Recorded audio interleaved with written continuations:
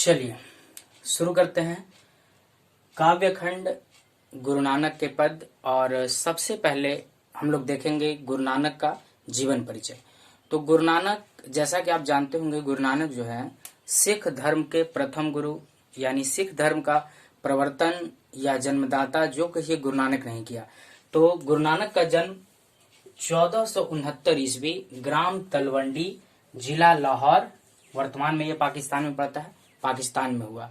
लेकिन आजादी के बाद पाकिस्तान, अब जान ही रहे हैं, भारत से अलग हो गया, तो इस हिसाब से आजादी से पहले भारत में ही थे ये, ठीक है। लेकिन आजादी के बाद इनका जन्म स्थान कहाँ चला गया? पाकिस्तान में। और इनके सम्मान में इस स्थान को, तलवंडी को जो है आजकल ननकाना साहब कहा जाता है।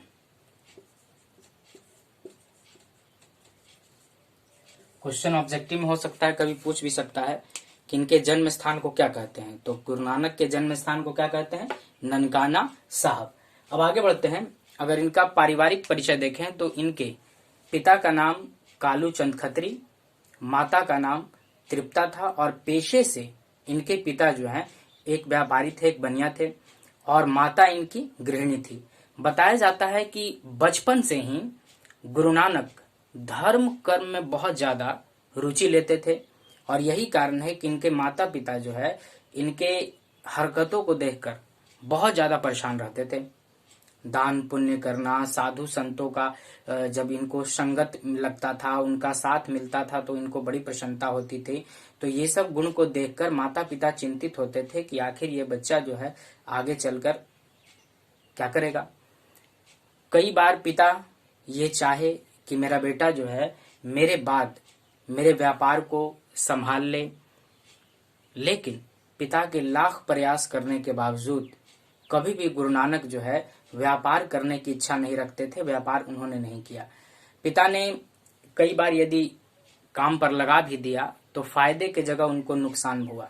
नुकसान कैसे? मान लिया कोई बेबस और लाचार व्यक्ति आ गया दुकान पर सामान लेने, तो पता लगता था गुरु नानक जो है दया की मूर्ति थे, आराम से उसको दे देते थे, और इस प्रकार व्यापार में घाटा हो जाता था। तो व्यापार तो खैर छोड़ दीजिए, लेकिन पिता ने जो है खेती में लगाने का भी सोचा। एक बार खेत पर भेजा गुरु नानक को, बिचड़े छींट दिए गए थे खेत में, लेकिन हलवाहा आया नहीं था, और यह डर था कि यदि हलवाहा नहीं आया और बिचड़े खेत में छींटे गए हैं तो निश्चित तौर पर चिड़ियों का झुंड आएगा और दानों को चुगकर चला जाएगा, तो फिर हलवाहे के हल जोतने का क्या फायदा होगा। इस चलते बीजों की रक्षा करने का दायित्व जो है सौंपा गया गुरु नानक को। पिता ने ये जिम्मेदारी सौंपी, और सौंपने के बाद चले गए घर। जब कुछ घंटों बाद हलवाहा नहीं आया और पिताजी जब मुआयना करने, पिताजी जब देखने पहुंचे खेत पर, तो देखते हैं कि आराम से खेत की मेड़ पर सोया हुआ है कौन?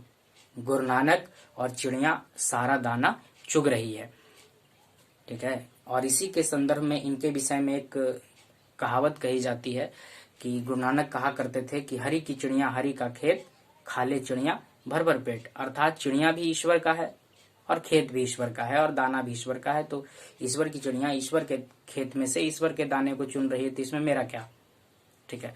तो इस तरह के गुणों को देखकर माता पिता परेशान, और यही कारण है कि उस समय लगभग 15 से 16 वर्ष जब इनकी उम्र थी तो इनका विवाह कर दिया गया, क्योंकि पुराने समय में ये मान्यता थी कि यदि लड़का या घर का कोई सदस्य घर की जिम्मेदारियों को नहीं संभाल पा रहा है या उदंड हो रहा है, तो माना जाता था कि यदि विवाह कर दिया जाए तो जब सर पे बोझ आएगा, घर की जिम्मेदारियां आएगी, तो आदतों में क्या आएगा? सुधार आएगा।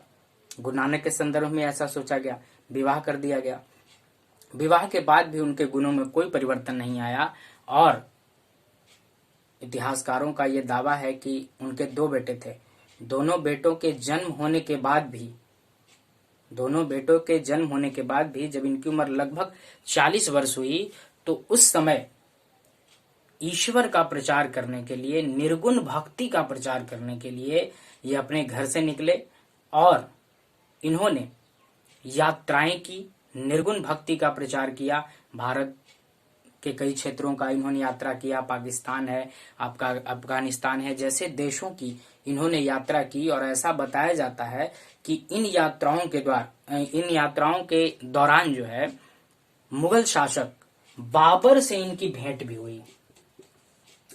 मुगल शासन का जो स्थापना है बाबर नहीं किया था, तो बाबर से इनकी भेंट भी हुई। और ऐसा बताया जाता है कि इन्होंने, यानी किसने, गुरु नानक ने मक्का मदीना की भी यात्रा की।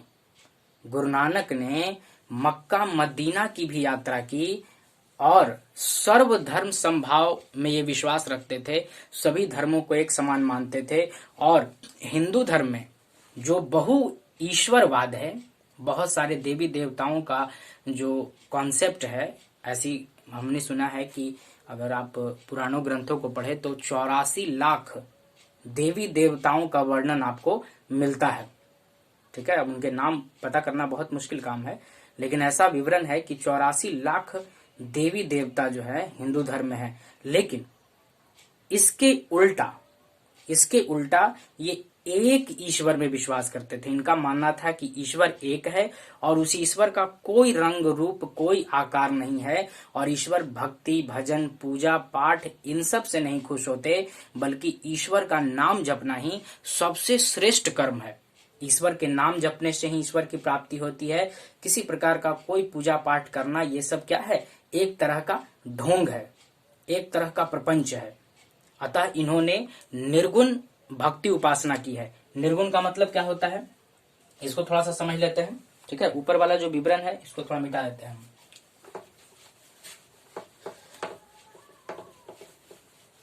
चलिए, निर्गुण उपासना को थोड़ा समझ लेते हैं। निर्गुण क्या है? तो भक्ति जो होती है वो दो प्रकार की होती है मुख्य रूप से। एक होती है निर्गुण भक्ति और दूसरी होती है सगुण भक्ति। सबसे पहले सगुण को समझ लेते हैं। सगुण, स मतलब के साथ, गुण मतलब गुण। तो वैसी भक्ति जिसमें भक्त का जो भगवान होता है उसका निश्चित रंग, निश्चित रूप, निश्चित आकार होता है, जिसकी उपासना वह करता है। जैसे हम लोग जो भक्ति करते हैं, हिंदू धर्म में जो प्रचलित भक्ति होती है वो सगुण भक्ति है। क्योंकि चाहे सरस्वती की पूजा करें, ठीक है, राम की पूजा करें, हनुमान जी की पूजा करें, जिसकी ही पूजा करें, उनका एक निश्चित रंग रूप और आकार होता है। ठीक है, तो इस तरह की भक्ति को कहते हैं सगुण भक्ति। और दूसरे प्रकार की भक्ति होती है निर्गुण भक्ति, जिसमें भक्त के भगवान का किसी प्रकार का कोई रंग रूप आकार नहीं होता। इस तरह के लोग ऐसा मानते हैं कि ईश्वर का वास केवल हृदय में है और केवल नाम जपना ही सब कुछ है। पूजा पाठ, टीका चंदन लगाकर घूमना, ये सब क्या है, पाखंड है इनके अनुसार। ठीक है, और अगर इनसे तुलना अगर किया जाए, गुरु नानक का तुलना किया जाए, तो गुरु नानक तुल्य अगर कोई भारत में कवि हुआ, सबसे ज्यादा जिससे मेल हुआ, तो वो है आपके कबीर साहब। कबीर और गुरु नानक दोनों में एक बात मेल खाती है कि दोनों ने एकेश्वरवाद यानी एक ईश्वर का सिद्धांत दिया, एक ईश्वर का कॉन्सेप्ट दिया। लेकिन थोड़ा सा अंतर है कबीर और किसमें, गुरु नानक में। अंतर क्या है कि कबीर उलटवासी भाषा बोलते थे।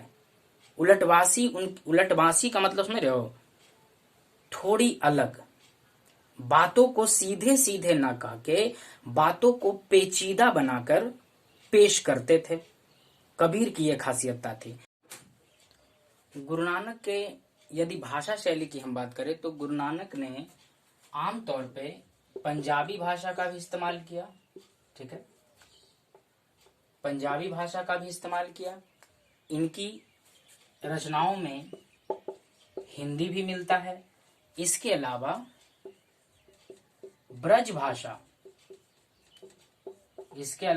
भाषा भी आपको मिलेगा। और साथ ही साथ इनकी रचनाओं में खड़ी बोली का भी बहुत ही सुंदर प्रयोग किया गया है।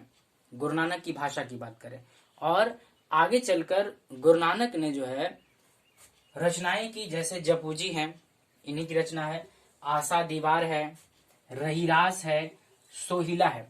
लेकिन सिखों के या सिख धर्म के जो पांचवें गुरु हुए, कौन से गुरु, पांचवें जो गुरु हुए, नाम है गुरु अर्जुन देव। सिखों के पांचवें गुरु गुरु अर्जुन देव ने इनकी कविताओं और इनकी रचनाओं का एक संग्रह तैयार किया और इस संग्रह को आज सिखों के सबसे पवित्र ग्रंथ गुरु ग्रंथ साहिब के रूप में हम सब जानते हैं। गुरु ग्रंथ साहिब नाम सुना होगा। जिस प्रकार हिंदू धर्म में रामायण, ठीक है, मुस्लिम में कुरान, ईसाई में बाइबल ग्रंथ का बहुत महत्व है, ठीक उसी प्रकार सिख धर्म में सबसे ज्यादा जिस ग्रंथ का महत्व है उसका नाम है गुरु ग्रंथ साहिब। आगे चलकर 1539 ईस्वी में वाह गुरु कहते हुए गुरु नानक ने अपने प्राणों का त्याग कर दिया और इस प्रकार भारत के एक बहुत बड़े युग परिवर्तक, निर्गुण साहित्य का एक बहुत बड़ा संत कवि इस दुनिया को छोड़कर चला गया। आगे गुरु नानक का जो पहला पद है वो हम अगले वीडियो में आपको देंगे, ठीक है, इसलिए अगला वीडियो देखना ना भूलें। इसी प्रकार लगातार आपका क्लास चलता रहेगा, ठीक है। धन्यवाद।